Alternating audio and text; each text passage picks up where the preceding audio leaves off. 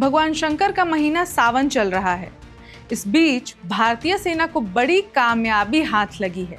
Operation Mahadev के तहत पहलगाम हमले के मास्टरमाइंड समेत 3 आतंकियों को सेना ने मार गिराया है। पर क्या आपने सोचा कि इस ऑपरेशन का नाम ऑपरेशन महादेव ही क्यों रखा गया? चलिए गेस कीजिए, इस ऑपरेशन का नाम महादेव क्यों रखा गया होगा? अगर सावन वाला एंगल सोच रहे तो ये तो बिल्कुल नहीं है। तो अब सवाल ये उठता है कि फिर इसका नाम महादेव ही क्यों रखा गया? इसके साथ ही आप ये भी जानना चाहते होंगे कि जिन आतंकियों का कोई अता पता इतने लंबे समय से नहीं चल पा रहा था, अचानक उनकी खबर फौज को कैसे लगी?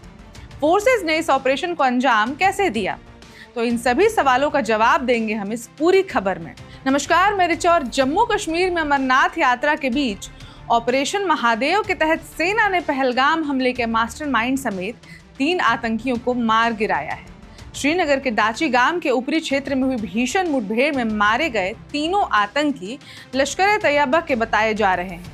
सेना ने देर रात तक आधिकारिक रूप से इनकी पहचान जाहिर नहीं की, लेकिन रिपोर्ट्स के अनुसार मारा गया एक आतंकी पहलगाम आतंकी हमले का मुख्य साजिशकर्ता सुलेमान उर्फ आसिफ है। 2 अन्य की पहचान जिब्रान और हमजा अफगानी के रूप में भी हुई है। जिब्रान पिछले साल सोनमर्ग सुरंग हमले में शामिल था। मुठभेड़ स्थल से अमेरिका निर्मित एक M4 carbide assault rifle, AK series के 2 राइफल समेत गोला बारूद बरामद हुए हैं। अब दाचीगाम वन क्षेत्र श्रीनगर से 25 किलोमीटर दूर है। हालांकि कश्मीर रेंज के पुलिस महानिरीक्षक BK बिर्दी ने कहा, मुठभेड़ में मारे गए आतंकियों की पहचान में अभी वक्त लगेगा। इधर ऑपरेशन से जुड़े एक सैन्य अफसर ने बताया, स्पेशल फोर्सेस 4 पैरा व 24 राष्ट्रीय राइफल्स यानी RR को पहलगाम हमले में आतंकियों की ओर से इस्तेमाल सैटेलाइट फोन के उपयोग का संकेत मिला था। इसके तत्काल बाद ऑपरेशन महादेव शुरू कर घेराबंदी की गई। दहशतगर्दों की मौजूदगी की पुष्टि होने पर अतिरिक्त बल बुलाकर घेरा और भी सख्त किया गया ताकि वे भाग न सकें। खुद को घिरा देख आतंकियों ने फायरिंग शुरू कर दी। मुठभेड़ में दोनों तरफ से भीषण गोलीबारी हुई, जिसमें 3 आतंकी मारे गए। सेना के चिनार कोर ने सोशल मीडिया पर बताया, लिद्वास में भीषण गोलीबारी में 3 आतंकी मारे गए। ऑपरेशन जारी है। पहलगाम में आतंकियों ने 22 अप्रैल को 26 लोगों की हत्या कर दी थी। आतंकियों ने धर्म पूछकर मौत के घाट उतारा था।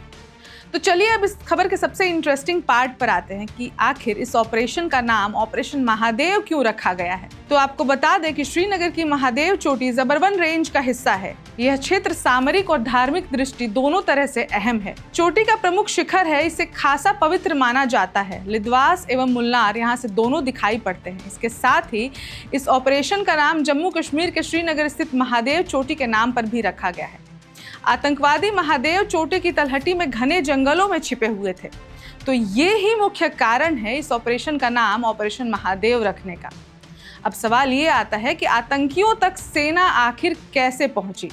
अब पहलगाम आतंकी हमले से जुड़ी एक कम्युनिकेशन डिवाइस ने सुरक्षा बलों को श्रीनगर के दाचीगाम वन क्षेत्र में छिपे आतंकियों तक पहुंचाया।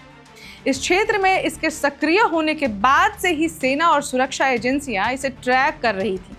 इसी के साथ ऑपरेशन महादेव सफल हुआ। 22 अप्रैल 2025 को हुए पहलगाम आतंकवादी हमले की जांच के दौरान एक कम्युनिकेशन डिवाइस के दोबारा से एक्टिवेट होने से इलाके में आतंकवादियों की मौजूदगी के संकेत मिले थे। इसके आधार पर सेना द्वारा लगातार इस क्षेत्र में आतंकियों के खिलाफ अभियान चलाया जा रहा था। इस खबर के बाद पूरे देश में खुशी की लहर दौड़ पड़ी है। भारतीय सेना पर पूरे देश को गर्व है। अब आपको कैसा महसूस हो रहा है, हमारे साथ जरूर शेयर करें और ऐसी और खबरों के लिए बने रहे वन इंडिया हिंदी के साथ। धन्यवाद। Subscribe to One India and never miss an update. Download the One India app now.